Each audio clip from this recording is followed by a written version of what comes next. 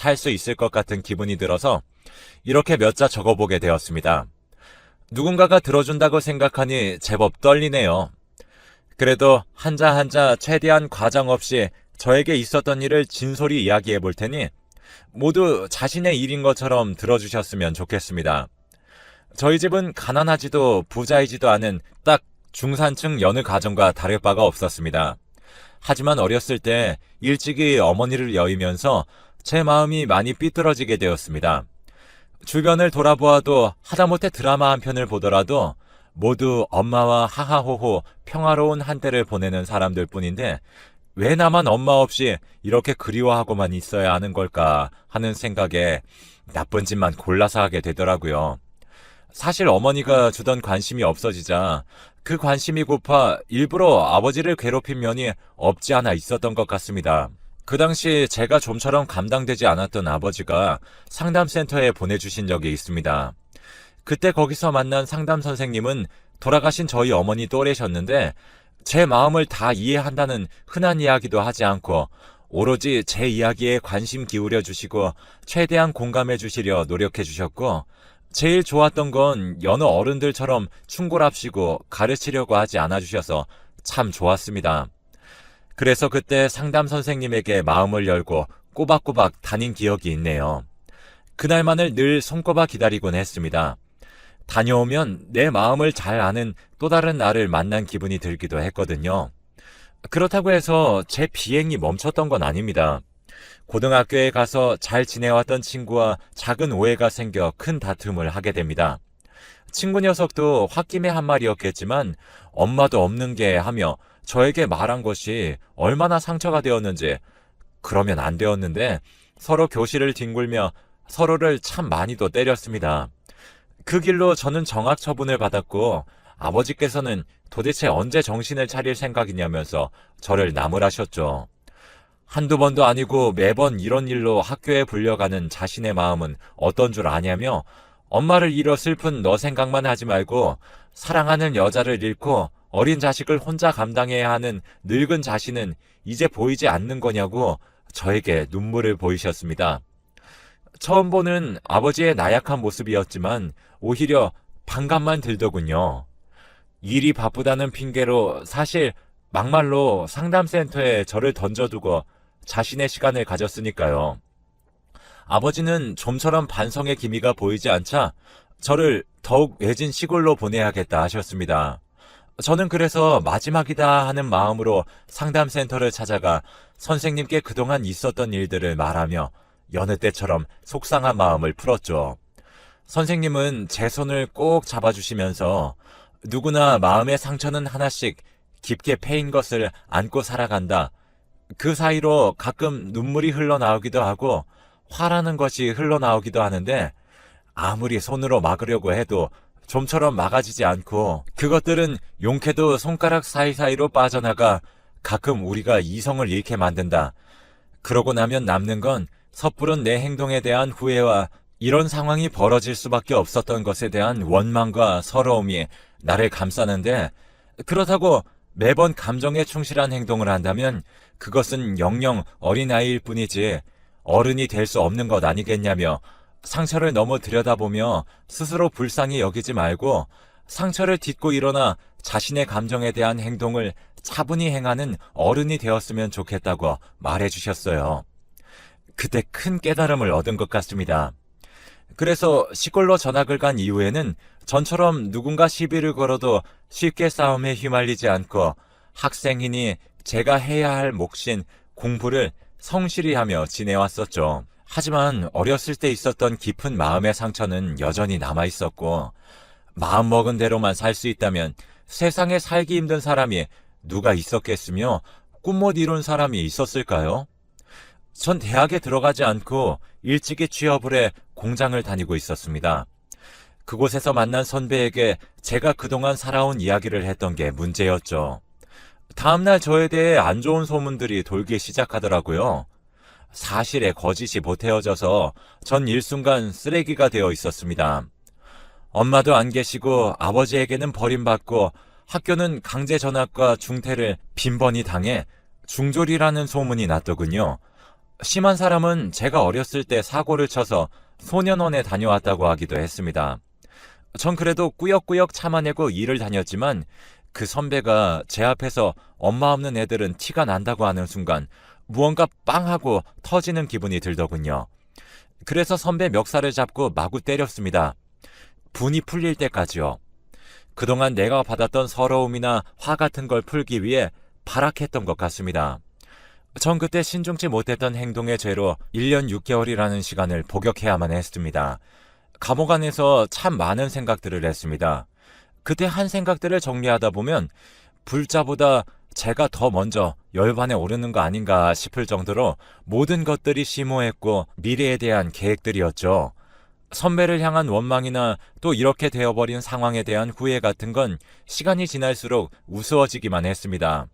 아무튼 그 시기에 저는 운명적인 사람을 만나게 됩니다. 감옥으로 봉사활동을 온 어여쁜 아가씨였는데요. 말씨도 상냥하고 행동 하나하나가 어찌나 조신하고 선녀 같은지 전 첫눈에 반해 하루 종일 그녀 생각 아니면 그 어떤 생각도 할 수 없게 되었습니다. 저 혼자만의 생각이었을지 모르지만 그녀의 봉사가 끝나갈 때쯤 어떤 확신이 생겼었어요. 그녀도 나를 좋아하고 있다, 나를 의식하고 있다, 다른 사람들과 비교했을 때 유독 저에게 더 잘해준다는 느낌을 받았었거든요. 그래서 그녀의 마지막 봉사날에 용기 내어 고백합니다. 나를 면회와주면 안 되겠느냐. 이런 말 욕심이고 내 주제에 염치 없는 소리인 거 알면서도 당신이 한 번 더 보고 싶다고요. 그녀는 아무런 대답 없이 웃기만 하기에 전 거절인 줄만 알았습니다. 하지만 봉사가 끝나고 한두 달 정도 지난 때였나요? 아버지가 면회를 다녀간 지 얼마 되지 않았는데 또 누가 면회를 왔다고 하기에 잔뜩 기대를 품고 나간 자리에 그녀가 있었습니다. 당신이 한 말이 계속 귓가에 맴도는 걸 보니 우리가 같은 마음인 것 같아서 용기 내어 당신을 만나러 왔다 해주더군요. 저희는 그렇게 투명벽을 하나 둔 채로 몇 번의 만남을 계속 이어갔습니다. 처음에는 서로 얼굴을 보고 수줍어 웃는 바람에 이렇다 할 이야기를 하지 못했지만 얼굴만 봐도 많은 이야기를 나눈 것처럼 마음이 훈훈해지는 것이 살아가는 데 희망을 잃었던 제가 용기를 가질 수 있는 계기가 되었죠. 저는 모범수로 인정되어 원래 살아야 했던 형보다 짧게 살고 출소하게 되었고 그녀와는 단칸방에서부터 차곡차곡 돈을 모아 아파트로 이사갈 정도가 되었습니다. 집에 사람이 잘 들어와야 한다는 어른들의 말이 무엇인지 알겠더군요. 저희 사이에 아이가 없었는데 사업에 성공한 시점쯤 와이프가 임신도 하게 되었고 아이가 태어난 때에는 사업 규모가 더 커져서 건물도 살 수 있는 정도가 되었습니다. 이 여자는 정말 은인이다. 일찍 저를 떠난 엄마가 미안해서 내려준 천사다.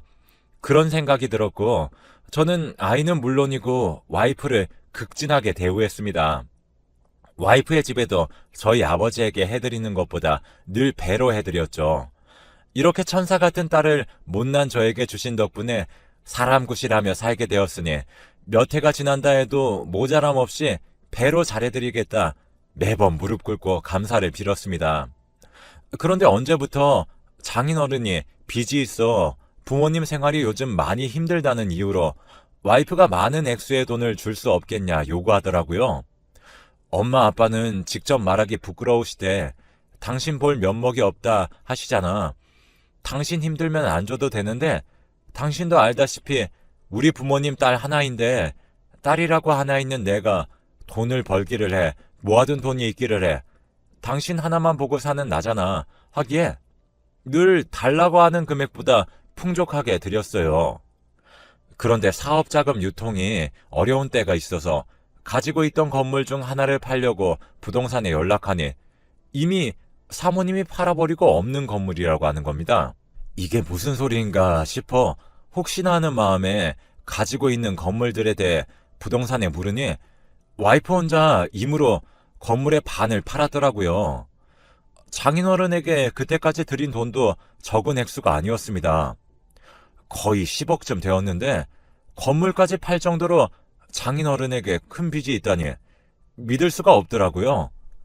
시골에서 아무것도 안 하시고 남은 여생을 보내시는 분이 빚을 져봐야 얼마나 진다고 이렇게까지 빚을 졌다는 게 믿겨지지 않아 와이프에게 물어야겠다 결심했습니다. 장인어른에게 먼저 묻지 않은 건 와이프가 저 몰래 진 빚이라 말하기 쪽팔려서 장인어른 이름을 판 걸 수도 있고, 진짜 장인어른의 빚이라면 사위인 제 얼굴 볼 면목이 없으실 것 같아 나름의 배려였습니다. 그런데 와이프가 대뜸 하는 말이 아이를 가지자고 하는 거예요. 아이는 무슨 아이냐? 우리 나이가 벌써 40이 넘었는데 지금 아이를 가지면 어떻게 키우려고 하냐? 그리고 이미 하나 있는 아들에게 주는 관심이 반으로 나누어질 게 분명하고, 그럼 저 아이의 쓸쓸함은 또 누가 채워주냐고 하니, 생전 소리 지른 적 없던 사람이 히스테릭하게 소리 지르며 자기 머리까지 쥐어 뜯으면서 무조건 아이를 가지자고 하는 거 아니겠습니까? 알았다 했지만 그 이후로 아무리 노력해도 아이가 좀처럼 생기지 않았습니다. 산부인과에 함께 다녀보기도 했지만 차도가 없더라고요. 와이프가 너무 절박해 보이기에 와이프 몰래 용하다는 무당집에 가서 점을 보기까지 했습니다.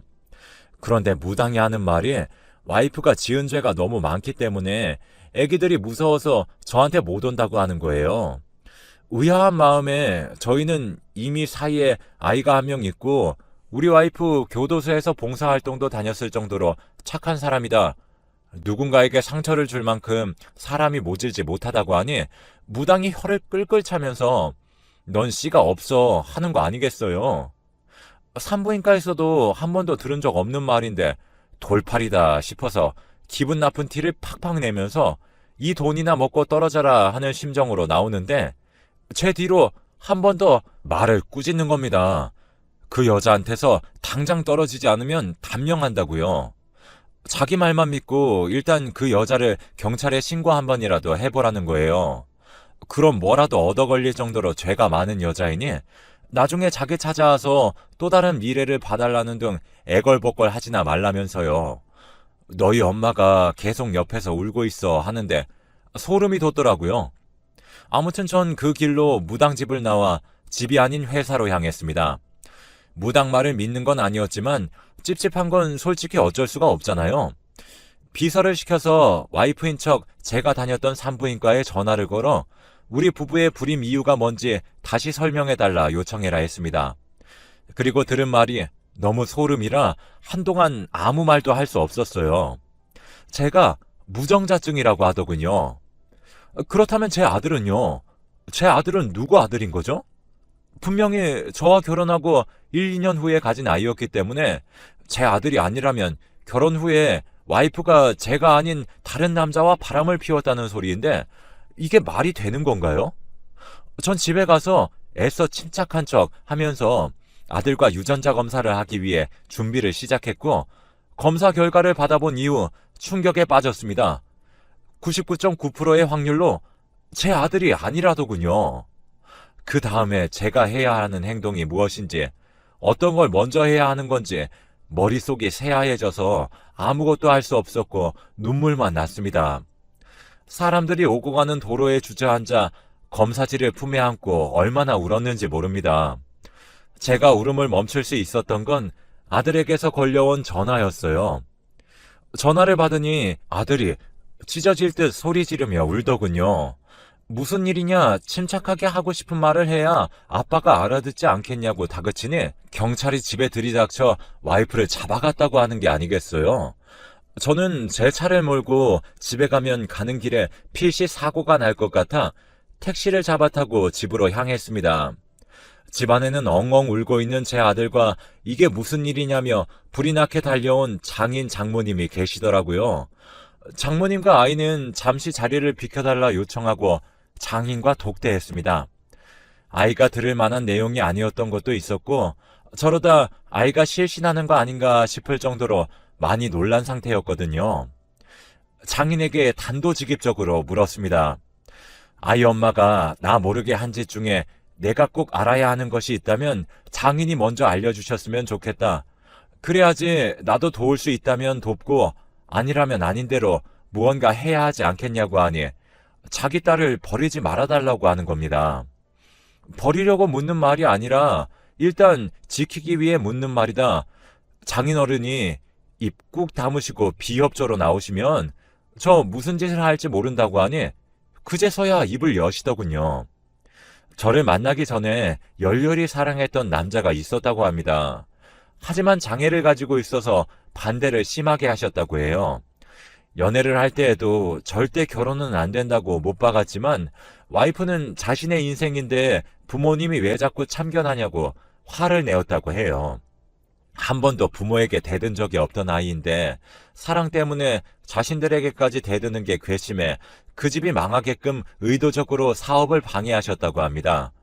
그에 대한 반항 심리로 감옥에 있던 저를 만나 결혼까지 간 거다 하시더라고요. 감옥 갔던 사람 만날 거면 차라리 장애 있는 사람을 만나라고 하니 와이프가 두고 봐라. 당신들이 지금 이 순간을 처절하게 후회할 정도로 살겠다고 하더래요. 그때까지는 그게 무슨 말인지 몰랐다고 합니다. 하지만 와이프가 낳은 자식이 그때 자신들이 반대했던 남자와 너무 닮은 얼굴을 가지고 있어 저 모르게 지금도 만나고 있냐 물었더니 그렇다고 하더라고 합니다. 그 사람이 다시 재기할 수 있도록 사업 자금을 마련하기 위해 저한테 아빠가 빚졌다고 핑계대고 돈 뜯어낼 거니까 말리지 말라 그랬대요. 사실을 말한다면 저 사람이 가만히 있을 것 같냐? 딸 이혼녀 만들고 싶은 거냐? 마지막으로라도 부모 노릇할 거라면 생각 똑바로 하라고 경고했다더군요. 그래서 장인 장모님은 그 모든 사실을 알고 있으면서도 쉬쉬할 수밖에 없었다고 해요. 하지만 그 남자의 부모님이 찾아와 들은 사실은 또 다르다는 겁니다. 그렇게 사업 자금을 대주며 저 몰래 만남을 이어왔지만 둘 사이에는 이미 사랑보다는 의리나 우정이 깊었다고 해요. 그 시절 이루지 못한 사랑에 대한 반항 심리가 더 컸던 거죠.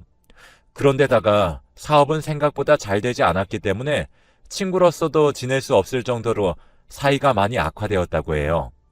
그 당시 아들이 사업도 사업인데 와이프와 사이가 멀어지는 게 견디기 힘들다고 부모님에게 하소연을 했었다 하더군요.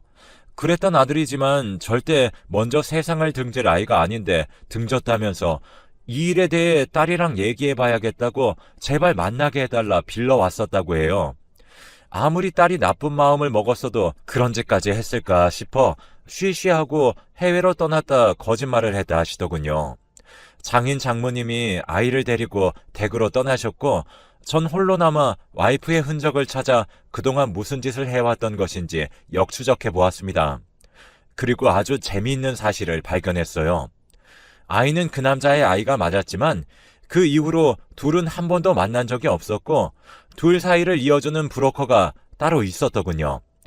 와이프는 지난 사랑에 대한 미안함으로 순수하게 돈을 계속해서 보냈던 거였고 브로커는 더 큰 돈을 벌기 위해 그 남자에게서 그리고 제 와이프에게서 꼬드겨 돈을 받아냈던 거였어요. 와이프는 제 재산으로도 감당할 수 없는 지경에 이르러 사채까지 썼더군요. 참 씁쓸한 마음이 들었습니다. 내가 알던 그 사람은 대체 누구였으며 난 누구랑 살았던 걸까? 이제 아이는 어떤 마음으로 봐야 할지 사기당한 것이라고 와이프 앞에 서서 지켜줘야 하는 건지 오만 생각이 교차하고 있었습니다. 그럴 때마다 생각나는 게 우습게도 학창시절 저에게 길잡이가 되어주셨던 상담 선생님이더군요. 상담 선생님이라면 지금 이 난관도 어떻게 헤쳐나가면 된다 알려주시지 않을까 그런 생각을 하면서 우선은 사건 조사도 받아야 했으니 경찰서로 향했습니다. 그리고 경찰서 앞에서 우리 아들의 억울함을 풀어달라고 피켓을 들고 서 있는 이제는 너무 늙어버린 상담 선생님을 만나게 되었습니다. 어떻게 여기서 이런 모습으로 만나게 되느냐? 사람 인연이 참 얄궂다 말하며 대체 무슨 일이 있으셨던 거냐고 어렸을 때 제가 마음적으로 큰 도움을 받았는데 이번엔 제가 선생님을 도울 차례인 것 같다. 아무래도 선생님 생각이 많이 나던 참이었는데 이렇게 도와드리라고 하느님이 그러셨나 보다 하며 이야기를 나누게 되었고 상담 선생님에게는 차마 제 입으로 말씀드리지 못했지만 제 와이프가 한 짓에 피해를 받게 된 어머니가 바로 상담 선생님이시더군요. 상담 선생님 입장은 그러합니다. 미혼인 것처럼 자기 아들의 자식을 홀로 힘들게 키우고 있으니 브로커를 통해 매달 큰 액수의 돈을 요구했었다고 해요. 보여달라고 해도 보여주지도 않으면서 그걸 아들이 본인 마음이 썩어가는 줄도 모르고 걔가 힘들대 내가 너무 미안해 같은 소리나 하며 죄책감에 시름시름 앓았다고 합니다. 아들을 잃고 나니 이 죽음에는 배우가 있을 것 같기도 하고 와이프 부모님을 만나 이야기를 들어보고 하니 자신도 모르는 다른 이야기들이 숨겨져 있는 것 같은데 왠지 자기 느낌에 와이프 옆에 누군가 있을 것 같고 그 사람이 자신과 같은 고통을 받지 않게 꼭 지켜줘야겠다는 생각이 들어 일단 신고 먼저 하고 보신 거라고 합니다. 저는 어렸을 때의 방황은 선생님의 따뜻한 마음에 길을 찾았고 나이 먹어서는 더 큰 화를 입기 전에 막아주신 덕분에 보다 빠르게 제자리로 돌아올 수가 있었습니다. 현재 선생님과 합심하여 브로커를 잡기 위해 노력하고 있고 와이프도 피해자이기 때문에 구명을 위해 애쓰고 있습니다. 아이에게는 저의 친어머니다 말씀드리고 가끔 진짜 가족처럼 다 같이 주말에 밥 먹기도 합니다. 저에게 벌어진 일들이 때론 삶을 혐오하게 만들지만 그 안에 있는 따뜻한 마음 덕분에 생을 잃지 않고 살아갈 수 있는 것 같습니다. 여러분들도 아무리 힘들어도